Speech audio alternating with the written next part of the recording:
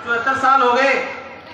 अगर हम पीछे की उसमें जाएं तो हमारे बुजुर्ग जो बैठे हैं उन्होंने वो हमारे देश को आजाद कराने वाले जो हमारे देशभक्त थे उनको भी देखा, और देश जब गुलाम था उसको भी देखा। उसके बाद आजादी के बाद जो हमारा देश था, आज हम इस 21वीं सदी में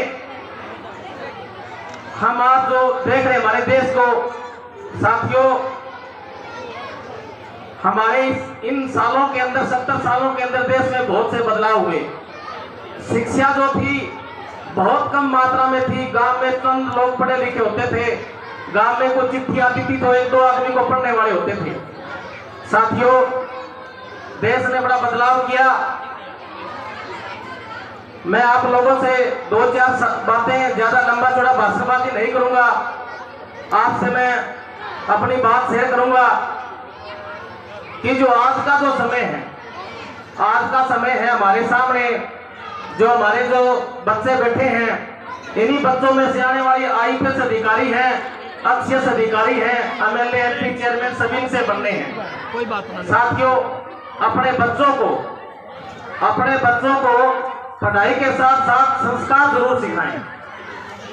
हमारे जो बच्चे पहले होते थे, राम राम की जो हमारी मर्यादा थी, वो धीरे धीरे पश्चिमी सभ्यता हमारे बीच में जब से आई है, मैं समझता हूं उसमें कमी आई है।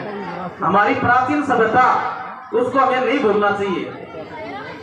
अपने बच्चों को संस्कार सिखाओ। शिक्षा के साथ साथ संस्कार और चरित्र बहुत जरूरी है। चरित्रवान बच्चा ही हमेशा आगे बढ़ता है। जिसमें चरित्र और संस्कार नहीं होंगे, हो सकता है पढ़ाई करके नौकरी लग जाए, सर्विस लग जाए, लेकिन साथियों गांव में जिक्र उसी का होगा जो चरित्रवान होगा, संस्कारवान होगा।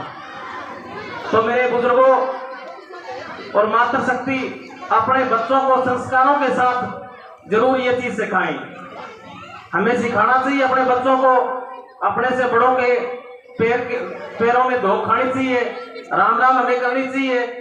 उसके अलावा पढ़ाई जरूरी है। पढ़ाई के साथ साथ, जैसे थोड़ी देर पहले पार्षद महोदय बता रहे थे, नशे से बचना, बच्चों की जो प्रतिभाएं हैं, जो खेल की है, खेल के अलावा जो जिस प्रकार ये जो खेल है, ये जो हम प्रोग्राम देख रहे हैं, ये मैं स्कूल स्टाफ का इसलिए धन्यवाद करना चाहता हूँ कि बच्चों में, हमारे बच्चों में जो प्रतिभा जो होती है उसको निखारने का ये मौका होता है।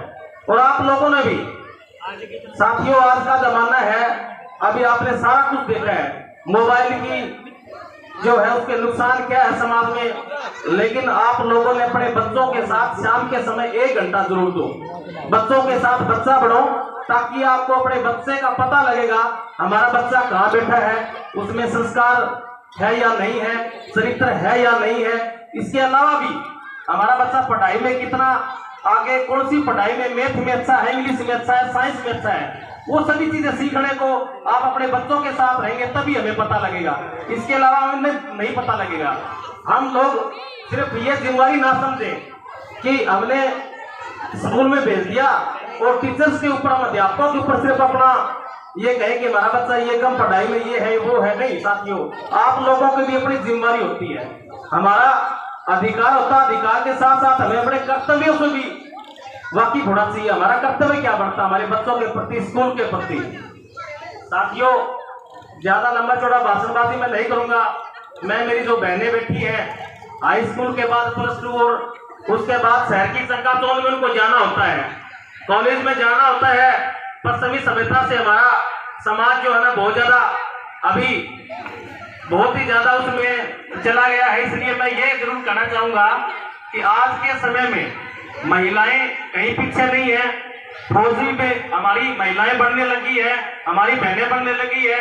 लेकिन मेरी बहनों, आप लोगों ने अपने माँ बाप को यह विश्वास जरूर दिलाना है कि माँ और बाप, मैं अगर स्कूल से कॉलेज में जाऊंगी, स्कूल में जाऊंगी, तो आपके मान सम्मान को लाश को कभी मैं लाछन नहीं आने दूंगी, अपने दामन पे दाग नहीं लगने दूंगी। इस विश्वास के साथ अपने माँ बाप को अगर आप विश्वास दिलाओगे तो मैं समझता हूँ आपको आगे बढ़ने से कोई नहीं रोक सकता। लड़का हो लड़की हो, पीछे हमने देखा कि लड़कियों की कमी आ गई थी, लेकिन अब से हमारा प्रदेश फिर लड़के और लड़कियों के लिंग अनुपात में बराबर आ गए हैं। तो साथियों, मेरी बहनों, आप लोगों ने अपने माँ बाप की इज्जत को बचाए रखना है और बच्चों के अंदर संस्कार जरूर देना है। और मुझे तो बड़ा अच्छा लगा इस स्कूल के सिस्टम को देखते हुए। मास्टर प्रदीप यादव जी, इनका सिस्टम मैंने देखा, इनके स्कूल में, गांव में, खरड़ में मैंने देखा, ये संस्कार बच्चों को देते हैं। इनका स्कूल बहुत बढ़िया है। और मैं तो मास्टर जी को ज्यादा ना बोलते हुए ये विश्वास जरूर दिलाऊंगा कि साथियों, मेरे गांव के जितने बुजुर्ग आए हैं, मातृ शक्ति आई हैं, अपने बच्चों को जिस प्रकार से, नाम है महर्षि दयानंद। महर्षि दयानंद एक बहुत बड़े संत थे और नाम के अनुसार ही स्कूल का संस्कार है। तो मैं तो आप लोगों को यह जरूर विश्वास दिलाऊंगा कि जब भी स्कूल स्टाफ किसी भी मदद के लिए, किसी भी बात के लिए, किसी भी सुविधा के लिए हमें याद करेंगे, सबसे पहले हम आपके पास हाजिर होंगे। क्योंकि स्कूल जो होता है विद्या का मंदिर होता है साथियों। विद्या के मंदिर से बड़ा कोई मंदिर नहीं है। हम तो अपने आप को बहुत बड़ा सौभाग्यशाली मानते हैं कि हमें ऐसे विद्या के मंदिर में आने का मौका मिला और आप लोगों से मुखातिब होने का मौका मिला। इसके लिए मैं प्रदीप यादव जी का और पूरे स्टाफ का बहुत बहुत धन्यवाद करना चाहता हूँ। और मैं साथियों बता देना चाहता हूँ, मेरे युवा साथी जो मेरी आवाज सुन रहे हैं, कि ये जो हमारी जवानी का जो दौर है, जवानी के दौर में जब हम आते हैं, बहुत सी बुरी आदतें हम सीख जाते हैं। कबीर साहिब का एक दोहा है, रण भक्ति विद्या दान चारों काम जवान। जब हमें कोई लड़ाई लड़नी होती है किसी प्रकार की साथियों, तो हम जवानी में लड़ सकते हैं।